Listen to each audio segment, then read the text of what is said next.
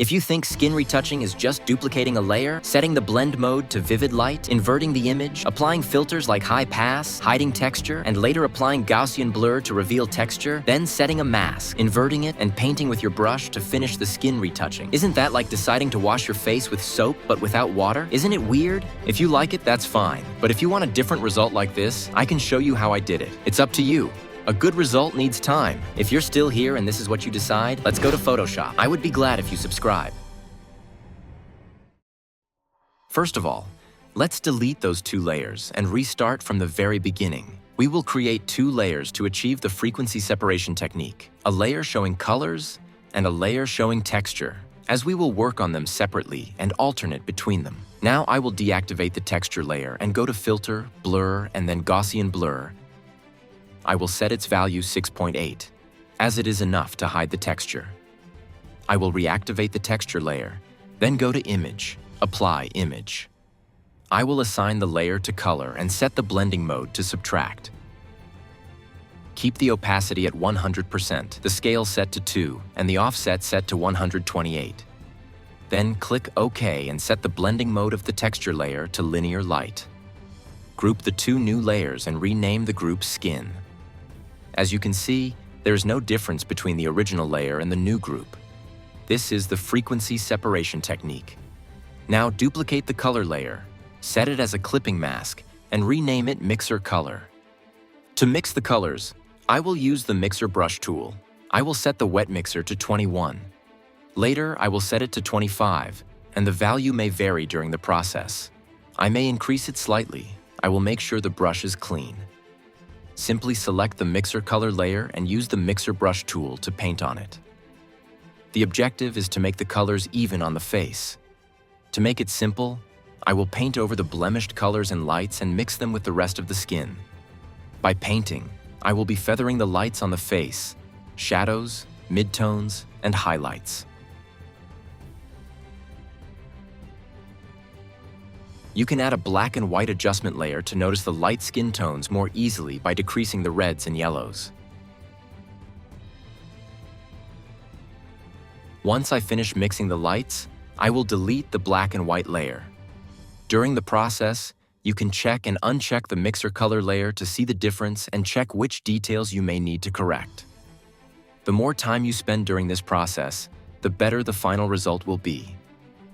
We want to keep the skin looking as real as possible, so we don't need to hide minor details like a few lines under the eyes.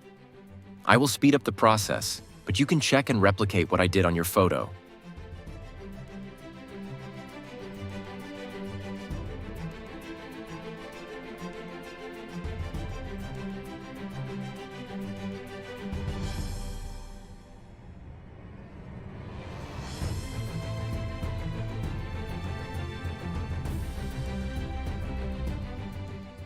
As a first step, we finished with color and light mixing and will now work on the texture layer.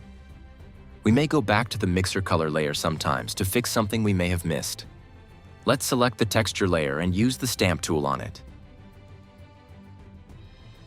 Make sure the sample is set to current layer. We will sample textures from the clean areas around the unwanted ones, then use them on top of those areas to remove imperfections.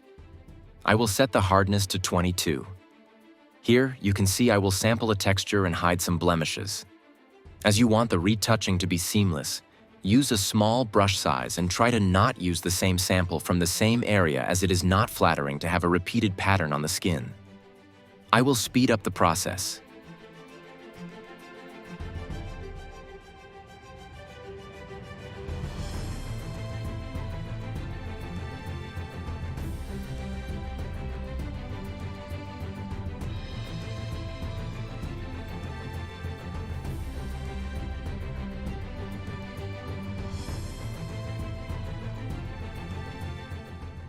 Here, as you can see, there is some hair on the top of the lips. In this case, I will use the patch tools to replace the texture of the hair with a clean texture of the skin.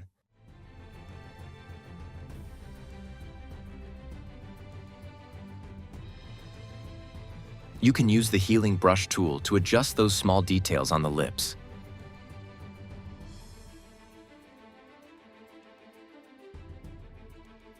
Retouching involves paying attention to those minor details, so let's remove those hairs inside the nose. As I said, you can alternate between the texture layer and the mixer color layer to make some adjustments.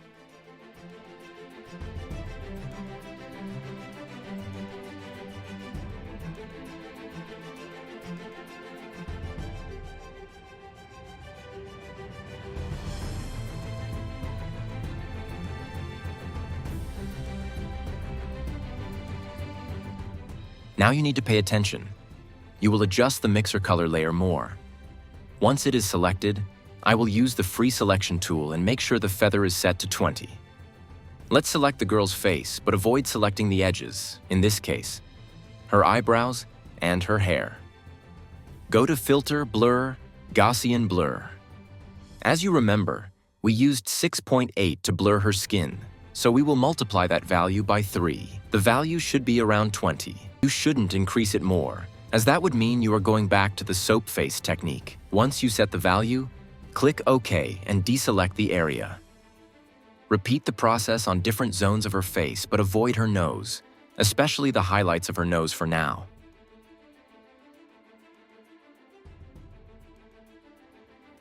Now let's do it for the nose highlights, just decreasing the blur amount. We don't want her face to look completely flat, so we need to keep some highlights to maintain the three-dimensional aspect of the photo. Here is the before and after. We still need to fix a few details. Anyway, in this video, I am working only on the face, but I will slightly soften the hands. This is our primary result. If you still here, I will be glad if you subscribe, as it motivates me to upload more content about editing and photography. In the next video, we will enhance the skin by working on shadows and lights and make some minor adjustments. See you in the next video. You are all welcome and have a nice day.